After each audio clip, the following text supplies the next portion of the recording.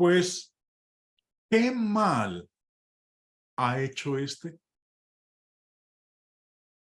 Esta pregunta fue hecha por un gobernante romano, contrariado, molesto y frustrado. Poncio Pilato. Obviamente fue una pregunta presentada con respecto a nuestro Señor.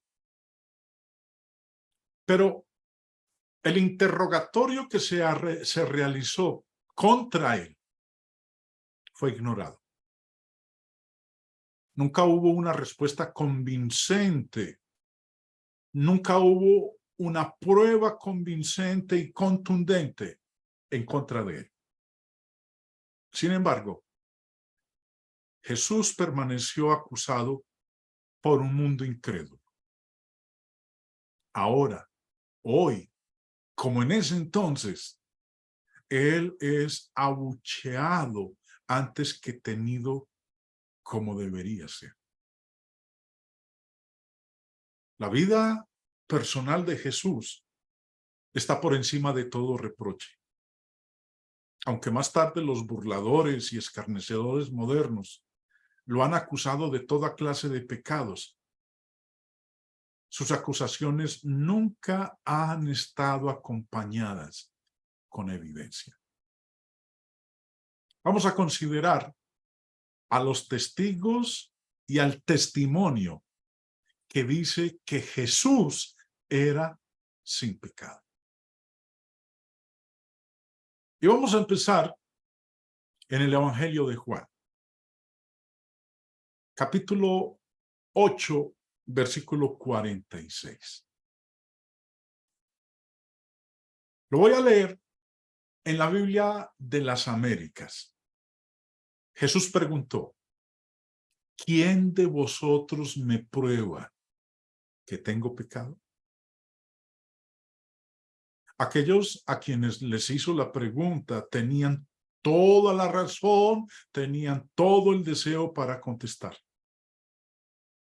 Primero, en el contexto de Juan 8, Jesús les había dicho que él siempre hacía lo que le agradaba al Padre. Ahora, si eso no era verdad, esa declaración era una declaración arrogante, egoísta y blasfema. La audiencia que estaba en esa ocasión, escuchándole, lo aborrecía. La religión judía estaba en riesgo. Jesús los había golpeado con afirmaciones y acusaciones que herían la religión de ellos, hería sus almas y su carácter. Por ejemplo, en el verso 21 les había dicho: yo me voy y me buscaréis, pero en vuestro pecado moriréis. A donde yo voy, vosotros no podéis venir. En el verso 23 les dijo: vosotros sois de abajo, yo soy de arriba. Vosotros sois de este mundo, yo no soy de este mundo. Por eso os dije que moriréis en vuestros pecados, porque si no creéis que yo soy, en vuestros pecados moriréis. Por eso, por esto que el Señor les dijo, y en muchos otros versículos del capítulo 8 de Juan, es que Él los motivó a que si alguno podía probar que él tenía pecado, que así lo hiciera. ¿Quién de vosotros me prueba que tengo pecado? Puesto que no lo hicieron así, eso es evidencia de la pureza de nuestro Señor. El testimonio profético. Isaías, en el capítulo 53 de su libro, dijo: aunque nunca hizo maldad, ni hubo engaño en su boca. Este pasaje y su inmediata aplicación personal a Jesús debe haber incitado a los enemigos del primer siglo a una histeria de actividad a medida que buscaban y probaban el pecado en la vida de Jesús. Ya les había dicho, ¿quién de ustedes puede demostrar que yo tengo pecado? La Escritura nos dice que el hombre en su búsqueda hizo lo siguiente. Lucas capítulo 20, verso 20. Y acechándole, enviaron espías que se simulasen justos, a fin de sorprenderle en alguna palabra, para entregarle al poder y autoridad del gobernador. Pero no hubo quien. Toda acusación fue falsa. Toda prueba que se presentó fue falsa, fue inventada. En Juan capítulo 1, el evangelista nos habla de Juan el Bautista. Y este hombre, Juan el Bautista, es un testigo confiable, aún digno de crédito para los judíos. En Juan 1:29 llamó al Señor Jesús de esta manera. El siguiente día vio Juan a Jesús que venía a él y dijo, he aquí el Cordero de Dios que quita el pecado del mundo. El Cordero de Dios que quita el pecado del mundo. Y el apóstol Pedro también aludió a este simbolismo y tipo cuando en su carta, en su primera carta, capítulo 1, escribió, sino con la sangre preciosa de Cristo, como de un cordero sin mancha y sin contaminación. ¿Qué había preguntado Pilatos? Pues, ¿qué mal ha hecho este? Y en lo que hemos estado leyendo hace un momento en Juan capítulo 8, el testimonio profético, las palabras de Juan el Bautista y ahorita las palabras de Pedro, es la evidencia de que él no había hecho ningún mal. Esta referencia a Jesús como el Cordero de Dios declara su vida sin pecado. Refleja las cualidades de los corderos usados en los sacrificios en el Antiguo Testamento, que se requerían que fueran sin mancha y sin contaminación. Ahora, volvamos a Poncio Pilato.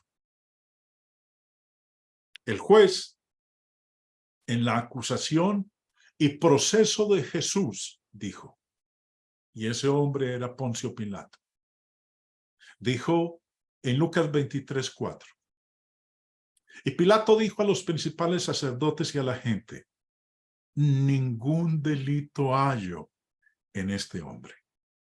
Y nuevamente repite en el verso 15, y aquí, nada digno de muerte ha hecho este hombre. Y verso 22, les dijo por tercera vez, pues ¿qué mal ha hecho este? Ningún delito digno de muerte he hallado en él. Ningún delito de muerte. Y como había dicho en el verso 22 de Lucas, ¿qué mal ha hecho este? Ninguno. Ahora, ante esa evidencia, Pilato buscó liberarlo. Puede haber mejor prueba civil de inocencia que el veredicto del juez. Pero debido a la intensa presión política bajo la que estaba, a pesar de su sospecha, habría citado una acusación de condenación si la pudiera tener. Pues qué mal ha hecho este. Ninguno. Judas dijo después que había traicionado a nuestro Señor, él mismo confesó en Mateo 27, yo he pecado entregando sangre inocente. Judas lo sabía. Había estado con Jesús a tiempo y fuera de tiempo. Si Jesús era un hombre pecador, Judas podría haber dejado que muriera la muerte de un impostor. Sin embargo, el arrepentimiento y remordimiento que manifestó Judas muestra que reconocía la pureza de Jesús. Después de que la iglesia había sido establecida y que el Señor había retornado a los cielos, Pedro tuvo la oportunidad de predicarle a una porción de aquellos que habían participado en la muerte de nuestro Señor. Dice Hechos 3, verso 13. El Dios de Abraham, de Isaac y de Jacob, el Dios de nuestros padres, ha glorificado a su Hijo Jesús, a quien vosotros entregasteis y negasteis delante de Pilato, cuando éste había resuelto ponerle en libertad. Ya leímos hace un momento el testimonio de Poncio Pilato. Y aquí Pedro les está recordando lo que había sucedido 50 días antes. Pero continúa. Mas vosotros negasteis al santo y al justo y pedisteis que se os diese un homicidio. Un intercambio. Un santo y justo, un inocente por un asesino, Barrabás. Y matasteis al autor de la vida, a quien Dios ha resucitado de los muertos, de lo cual nosotros somos testigos. Pedro llamó a Jesús el santo y justo. Si hubieran sabido que Jesús era un pecador, se hubieran burlado ante esa descripción que hizo Pedro de él. En lugar de eso, nos dice ahí en Hechos 13, que al menos 5,000 personas creyeron, se arrepintieron y se convirtieron. ¿Cómo podemos explicar su conversión si sabían que Jesús era un pecador como ellos? El mismo día en que el Señor fue crucificado, también crucificaron con él a otros 2 malhechores. Y uno de los ladrones le dijo a su compañero. Respondiendo el otro, le reprendió diciendo, ¿ni aún temes tú a Dios, estando en la misma condenación? Nosotros, la verdad, justamente padecemos, porque recibimos lo que merecieron nuestros hechos. Mas este, ningún mal hizo. Obviamente sabía de qué hablaba. ¿Qué más, sino la verdad de su estimación, pudo haberlo obligado a testificar cómo lo hizo? Pilato había preguntado, pues, ¿qué mal ha hecho este? Y aquí tenemos a un ladrón arrepentido diciendo, mas este ningún mal hizo. Uno de los que había sido verdugos, uno de los que había sido verdugo ese día de la crucifixión, fue el centurión. Y después de que él murió y vio los acontecimientos que se presentaron después de que el Señor Jesús entregó el Espíritu, exclamó. Cuando el centurión vio lo que había acontecido, dio gloria a Dios diciendo, verdaderamente este hombre era justo. ¿Qué impulsaría a un centurión romano a hablar así de un joven predicador judío? Lo habría perdido todo por tal pronunciamiento. Un soldado endurecido, insensible por las circunstancias de las ejecuciones que había visto, quizás de muchos hombres culpables, A lo mejor había escuchado sus protestas hipócritas de inocencia. Fue aserado contra tales apelaciones, pero no fue engañado por ellos. Entonces, ¿cómo explicamos esta descripción del Salvador? Realmente, este era el Hijo de Dios. Verdaderamente, este hombre era justo. Finalmente, tenemos nosotros las afirmaciones apostólicas. En Hebreos 4:15, el escritor dice, porque no tenemos un sumo sacerdote que no pueda compadecerse de nuestras debilidades, sino uno que fue tentado en todo según nuestra semejanza, pero sin pecado. Jesús, dice aquí el escritor, que fue tentado en todo según nuestra semejanza, pero sin pecado. Pues, ¿qué mal ha hecho este? Podríamos decir, el mal que él hizo fue que a pesar de que fue tentado en todo, no pecó. Dice también en 1 de Pedro capítulo 3, versículo 18. Porque también Cristo padeció una sola vez por los pecados, el justo por los injustos, para llevarnos a Dios.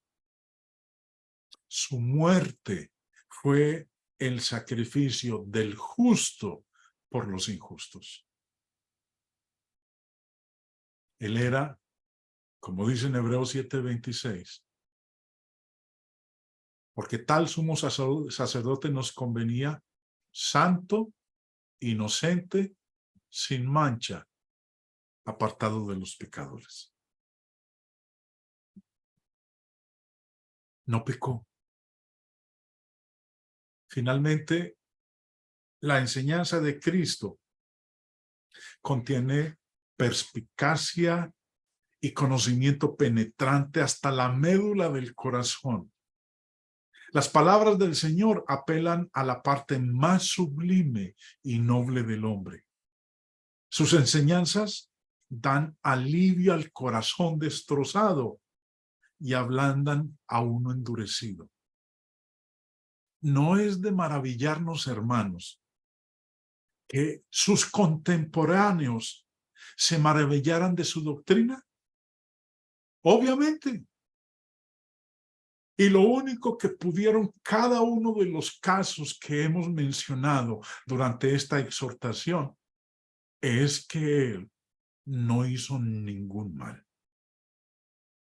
La enseñanza de Jesús, como su persona y carácter, han sido pervertidas para justificar toda clase de descalabro y horror. La palabra de Cristo, como su vida, es primero pura, luego apacible. La palabra de Cristo corta para salvar. La palabra de Cristo divide y separa lo que puede unir y atar. Es el agua de vida para el alma sedienta, el pan de vida para el corazón hambriento y el sol de vida para el espíritu que ahora yace en la oscuridad.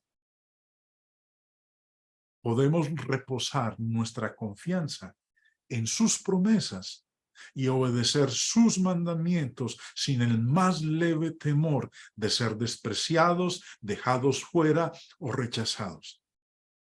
Con las bendiciones de su gracia, con la limpieza de su sangre, con la seguridad de su vida sin pecado y la certeza de su pureza y palabra perfecta, también podemos decir, como Poncio Pilato, pues, ¿qué mal ha hecho este? Ese que no hizo ningún mal, ese que se la pasó haciendo bienes, curando enfermos, ayudando a necesitados, ese que murió en la cruz sin justa causa, por engaños y envidia, es de quien hoy nosotros, como pueblo, como pueblo unido en todo el planeta, hoy, primer día de la semana, nos hemos reunido con todo el agradecimiento a honrar su muerte y a recordar que volverá por nosotros. Gracias, Señor, por ser nuestro Redentor. Gracias por haber dado su vida por nosotros. Porque sus palabras, como decía el apóstol Pedro, son palabra y son vida. Vida eterna.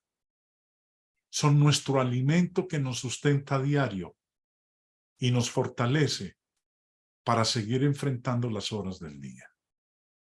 Sí, hermanos, pues qué mal ha hecho esto. Dios les bendiga.